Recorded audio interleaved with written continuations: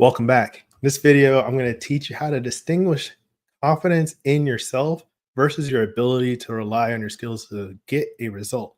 So, if you run into problems or situations where you don't know if you can do something or you've never done it before, you tried and failed, and you get inconsistent results, so you end up doubting yourself or never trying or feeling like that you are the biggest weakness in anything you try, imposter syndrome, that kind of stuff, I'm going to teach you how to get past that.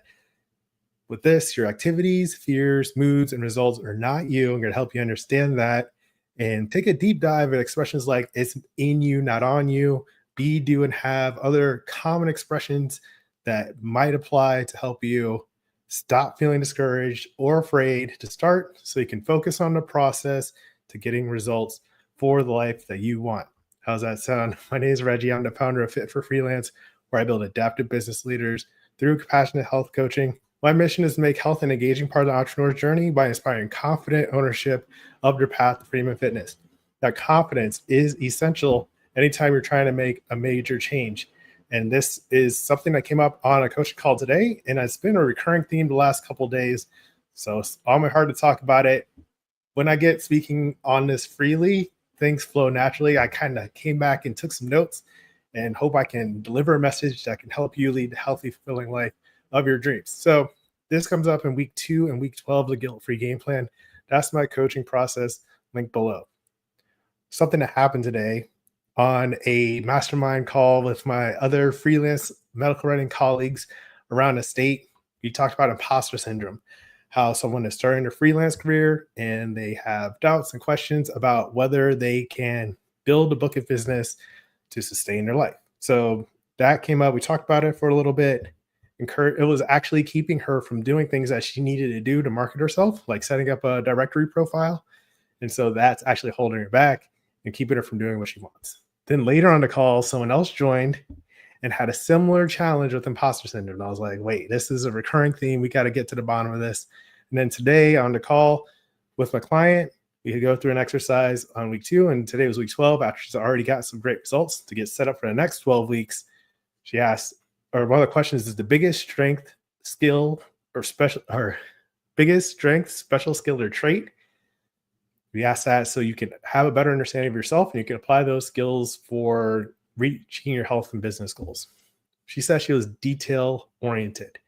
And then there's another question. The next question on this exercise: what's the biggest weakness or hindrance to your success? And she said, myself. Look like that's something you can relate to. I was like, okay, that is a reasonable answer. However, we can do something with this so it's more effective. So if you think that you're the biggest weakness or hindrance to your success, you don't have anything to manage. All you can do is think like, I can't do it, or I need to be a different version of myself in order to get that result, or someone else has to do it besides me, or I'm not good enough. I don't accept myself. I can't. Like, you run into these problems with imposter syndrome and feeling bad about yourself, all that. And that is not great. You can't do anything thinking that you are the biggest weakness when you're trying to make a change. That is a factor of yourself, how you're explaining it to yourself, your perspective and understanding. And that's what gets you stuck. And that can keep you from trying your best, or even getting started. So don't do that. What you want to do is get more specific about your weakness. That way you're positioned to get resources, build a process, get support, get a coach, buy books, buy online courses, those kinds of things to understand what you need to do. So instead of thinking like you are your biggest weakness, you want to think of yourself as your biggest strength. It sounds a little weird to start. It's going to get a little deep, but let's go a little bit further into this. Another thing that happens, you'll think sometimes I lack confidence to meet my goals.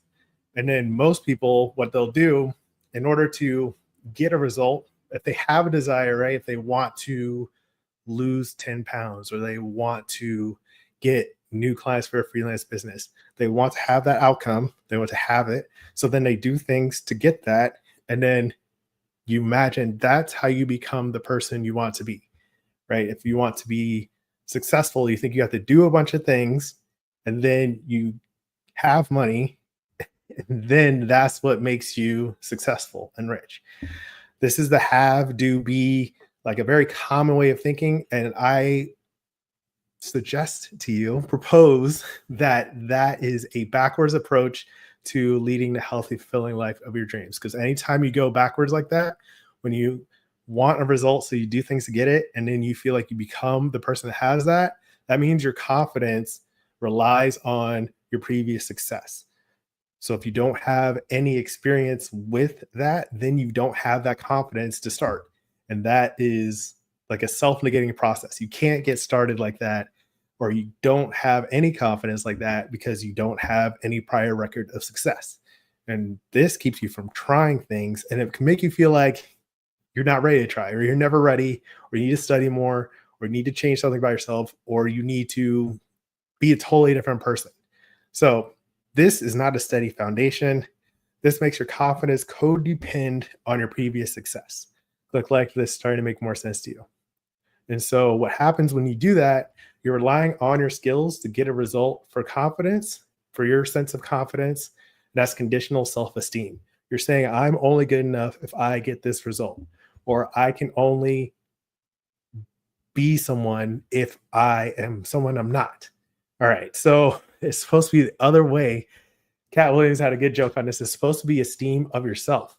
Self-esteem is esteem of yourself. It's not esteem of your results. It's not esteem of your resume or your activities or skills or all the things that you can do. It's about you and how you feel about yourself. So what you want to do is think about yourself better. All right. One thing back to the top, your activities, fears, moods, and results are not you. You are yourself. You are bigger than all the things that you experience on earth in life, because that is who you are. I was listening to a podcast yesterday, the Amy Porterfield show. Detach emotion from the outcome is her tip from this. I linked that below on YouTube so you can take a listen to that clip, what she's talking about, where you don't let your emotions rely on your sense of success and future confidences. Instead, what we want to do is take a step back and look at this be, do, have method. Now, you can hear this in some communities online or wherever you hang out, where you start with who you are, who you want to be, who you are becoming. It's an active first step of being. And that identity is key. Something else, another example that came up recently, I think it was a couple days ago, one of my friends from college, Kelly Stallmacher, she's a performance coach. She does heel dance at the lab in Tampa. She has a reel that's linked below on YouTube as well, where she's going through a scenario where people believe like, I can't feel sexy right now because I'm stressed. She gives the example of like running late, you're putting on makeup in the car, you're breathing heavy, you're having a hard time, and you feel like all these conditions, I can't feel my best. I can't do what I want to do or have that emotion. So I don't know, I'm just not good enough, right? And the conditions that you put on that, I can be sexy when I'll only feel sexy if, right? So she's taking this empowerment approach and recognizing what is keeping people from feeling empowered. And this is the conditional status that we put on ourselves that can hold us back from what we want to do. In this clip, she goes on to say, you are sensual. It's part of who you are. It's not what you're doing. It's not the activity that you're doing. It's not the way that you're dancing, because it's the being inside of you. You are sensual. And that is an expression of what you are, who you are deep down. You know what I'm saying? So that is the being that you are. When you have that being, when you are recognizing that deeper, more powerful being, then that is your source of confidence, not what you do or how you feel or your schedule, your activities, accomplishments. That's not who you are. That's what you've done. Right. And this is what I talk about all the time on this channel, in my coaching process, the vision. What does a healthy, fulfilling life of your dreams look like in terms of your mission, vision, and values? That sense of identity and who you are is crucial. It's like the first step to understanding how to change your life. So it's not about what you're doing, it's who you're being. If you want to be confident, then you be confident. That's the first step. You are confident. That ties into principles like affirmations, where you have a sense of belief or a declaration of who you are. That's what that is. You are confident. You are a being that is beyond your physical experience. Your being is infinite. Being is source, right? And like I gave an example today on the coaching call where it's like a source of light. the sun, the like a big beam of something, and like you are bigger than the physical world around you. Anything that you do is kind of like a prism that directs that, refracts that, makes like a million colors of a rainbow or whatever, but you are the source of light. You have everything you need inside of you, and then you project that by your activities and what you choose to do after that. Or you have like you are the light, and then the mirror reflects your beingness, your sunshine, your joy, anything that you want to experience in terms of your emotions comes from you first instead of relying on results that you get from what you do. Right. And if some people aren't able to think of themselves as that source and you need something else, that's fine. Don't miss the message. This is also spiritual in terms of like religion. Philippians 4:13, I can do all this through him who gives me strength. So to think of yourself as, a spiritual being, eternal being, big consciousness, source, a child of God, all that stuff is empowering because you can do anything once you believe at your core, you are empowered that that's who you are and what you can do with that. This step in recognition is what lets you focus on the process to getting results. So instead of thinking that you are the weakness in what you want to get, right? If you say your biggest weakness is yourself, well, that doesn't match with, this kind of spirituality or this idea that you are an infinite consciousness kind of thing, right? You want to be able to recognize that you are your biggest strength in your ability to be resourceful, to get support, to ask questions, to study, to learn more so you can get the results that you want, right? If you try to skip that first step of knowing who you are and who you are being and what you're capable of and your confidence, then you're going to have challenges. And that's what keep you stuck, disempowered, not feeling good about yourself, damaging your self-esteem, all that stuff. So when you think about this infinite being and confidence that you have within you, who you are literally in a deep sense, then you can start to imagine what your life can be like, what you can accomplish with that kind of empowerment and understanding of who you are, what you can do, how you can impact your community, the kind of work you can do, the purpose you can have behind what you're doing. That is all possible when you have the correct perspective on who you're being first. Then you can imagine a bunch of people doing that, what the whole world could be like. You can really revolutionize things when people understand their own personal power, their divine power, their sense of source, confidence, and self-esteem. You can do a lot of things. Then you work in teams. You can go beyond your wildest imagination, honestly. And that's what I'm talking about when I'm mentioning building adaptive business leaders through compassionate health coaching, because my client today, we were talking about health coaching, health habits, making changes for eating better, right? Believing in yourself for that.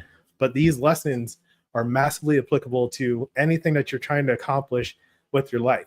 So if you're trying to grow your business, build your book of business, if you're trying to promote yourself better, if you're trying to feel more confident, if you want to be more fit, have better athletic performances, better dance performances, anything you're trying to do, it depends on your sense of self, your confidence, self-esteem, knowing who you are and the vision for the healthy, fulfilling life of your dreams, so you can get the resources that support that instead of feeling like you are your biggest weakness. So that is today's message. Let me know if that makes sense in the comments or if I need to clarify anything. I know it was a little jumbled, but in real time, it's real smooth. If you want a coach to help, the Guilt-Free Game Plan is the most compassionate way to build self-control so you lose weight without all or nothing diets. It's linked below. And that's all about understanding who you are, what you want, who you're becoming, and that vision for what the healthy, fulfilling life of your dreams looks like is the start. Then you can build focus and practice, get the skills you need to have sustainable results without forcing yourself to do something that you don't want to do, or feeling like it's not really who you are, or feeling like your biggest weakness is yourself. So click like, subscribe if you like this kind of content, leave a comment. Next, you can watch Start with Courage to Build Confidence. I talk about this a little bit more on the difference between faith, courage, and confidence. I'll put that right here. So that's today's message. As always, keep practicing. Peace.